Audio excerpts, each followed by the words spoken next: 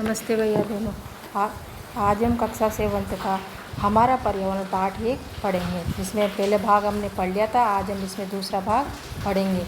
इसमें पढ़ेंगे कि पारितंत्र क्या होता है।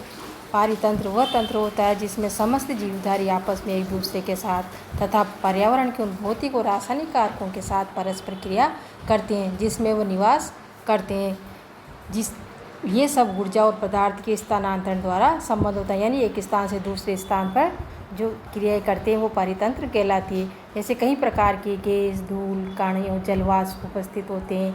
वायुमंडल में परिवर्तन होने से मौसम और जलवायु में भी परिवर्तन होता रहता है। भैया बहनों, हमने जैसा कि पहले पढ़ा था कि पर्यावरण क्या होता है, पर्यावरण के सिक्के बारे में पढ़ करके हम आगे पारितंत्र के बारे में से पढ़ेंगे।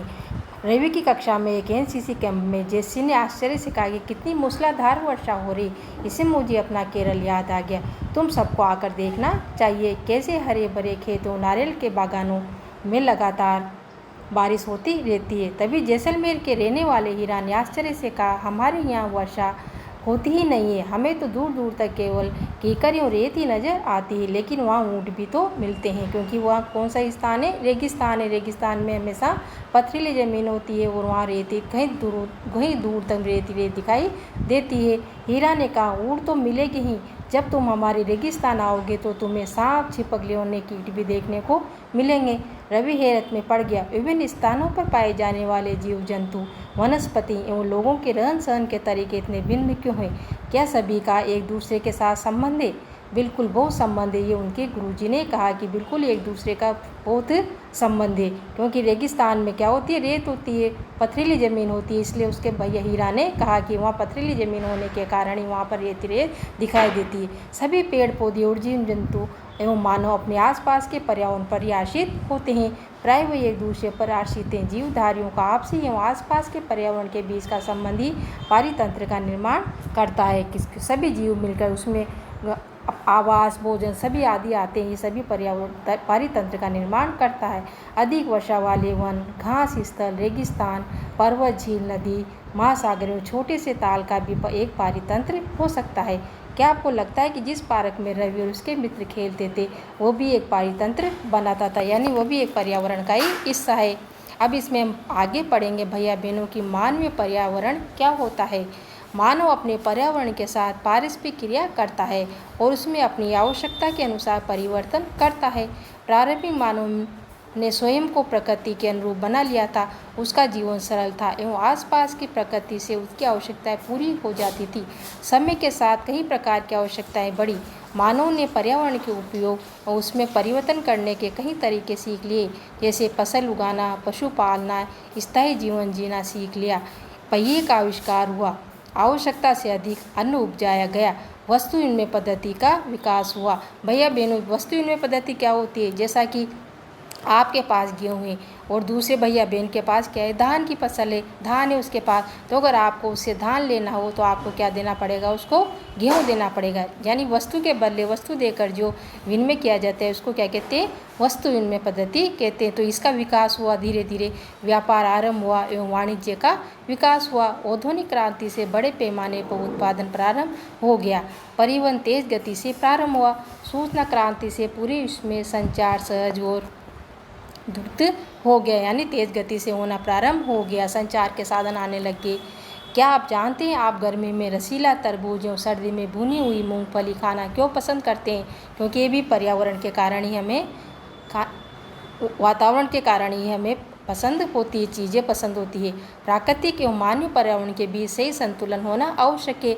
गर्मी में हम गर्मी की चीज़ें खाना पसंद करते हैं और सर्दी में गर्म चीज़ें खाना पसंद करते हैं। मानव को पर्यावरण के साथ समर्थता से रहने उसका उपयोग सीखना चाहिए। रवि की कक्षा में मिजोरम की एक लड़की है, उसका क्या नाम है? नूरी। वो अक्सर अपने स्थान की हरियाली की बात करती रहती है, क्योंकि वहाँ पर ज़्यादा हरियाली होती है। खेल का मैदान नष्ट होने के कारण रवि की उदासी देखकर नूरी ने उसे आने वाली छुट्टियों में अपने घर मिजोरम आने को कहा। रवि के शिक्षक ने सभी बच्चों से कहा कि छुट्टियों में वो जिस स्थानों पर जाएंगे वहाँ के भूदृश्य, घरों और लोगों के क्रियाकलापों का चित्र बनाकर लाएंगे। तो भैया बहनों ने उनके अनुसार वहाँ पर क्या अपने चित्र बनाना शुरू कर दिया। जैसा कि भैया बहनों अपन जानते हैं कि 5 जून को विश्व पर्यावरण दिवस भी मनाया जाता है। और वस्तु विनिमय पद्धति किसे कहते हैं, जो मैंने अभी आपको बताया था कि यदि वस्तुओं का अदला बदली का व्यापार है जिसमें धन का प्रयोग नहीं होता है, इसमें वस्तु के बदले देकर ही वस्तु ली जाती है। इसके आगे इसके जो प्रश्न उत्तर है भैया बहन वो आपको करना है। जैसा इसमें पहला प्रश्न है कि पारितंत्र क्या है, तो पारितंत्र का मतलब जैसा कि मैंने आपको बताया था कि जिसमें सभी जीवधारी आपस में मिलकर रहते हैं, अपना आवास भोजन आदि करते हैं, वो सब क्या है, पारितंत्र है। प्राकृतिक पर्यावरण से आप क्या समझते हैं? प्राकृतिक पर्यावरण में वो सभी वस्तुएं आती है जो हमारे आसपास प्राकृतिक रूप से उपलब्ध है, सम्मिलित रूप से प्राकृतिक पर्यावरण का निर्माण करते हैं। पर्यावरण के प्रमुख घटक कौन कौन से हैं, तो इसमें पर्यावरण के प्रमुख घटक जो मैंने आपको इसमें चित्र बना हुआ है उसके द्वारा बताया था। प्राकृतिक घटक, मानव घटक और मानव की परस्पर क्रियाएं और गतिविधियां प्राकृतिक घटक होते हैं। मानव निर्मित पर्यावरण के 4 उदाहरण जो मनुष्य के द्वारा उदाहरण आपको बताने हैं। क्या क्या है, तो इसमें सड़कें, पुल, पार्क, घर आदि मानव के द्वारा निर्मित है। अगला इसमें स्थल मंडल क्या है, पृथ्वी की ऊपर के जो ठोस परत होती है उसको हम क्या कहते हैं, स्थल मंडल कहते हैं। जीवीय पर्यावरण के 2 प्रमुख घटक कौन कौन से? जीवीय पर्यावरण के 2 प्रमुख घटक जीव जंतु होते हैं। जैव मंडल क्या है? जैव मंडल जैसा कि मैंने अभी आपको बताया था कि जीव मंडल वो पृथ्वी का वो संकीर्ण क्षेत्र होता है जो स्थल एवं वायु को जल को मिलकर जीवन संभव बनाते हैं, उसको क्या कहते हैं, जीव मंडल कहते हैं। इनमें से कौन सा प्राकृतिक परितंत्र नहीं है? मरुस्थल, ताल, वन, इनमें से तीनों में से आपको लगाना है। कौन सा मानवीय पर्यावरण का घटक नहीं है, जो मनुष्य के द्वारा पर्यावरण का मानवीय पर्यावरण का घटक नहीं है? इनमें से कौन सा मानव निर्मित पर्यावरण है? पहाड़, समुद्र, सड़क।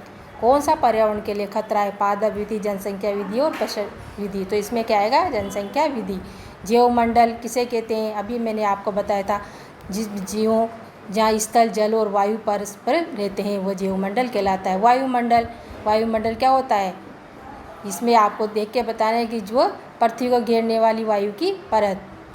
जलमंडल, जलीय क्षेत्र को जलमंडल कहते हैं। पर्यावरण, पृथ्वी वो संकीर्ण क्षेत्र जहाँ उसके पृथ्वी के गुरुत्वाकर्षण का क्षेत्र होता है। मानव अपने पर्यावरण में परिवर्तन करता है, ये भी आपको कारण बताना है।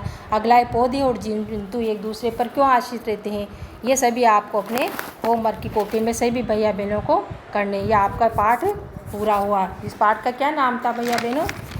हमारा पर्यावरण पाठ 1 पूरा हो गया। अगला पाठ 2 हम अगले अध्याय में पढ़ेंगे।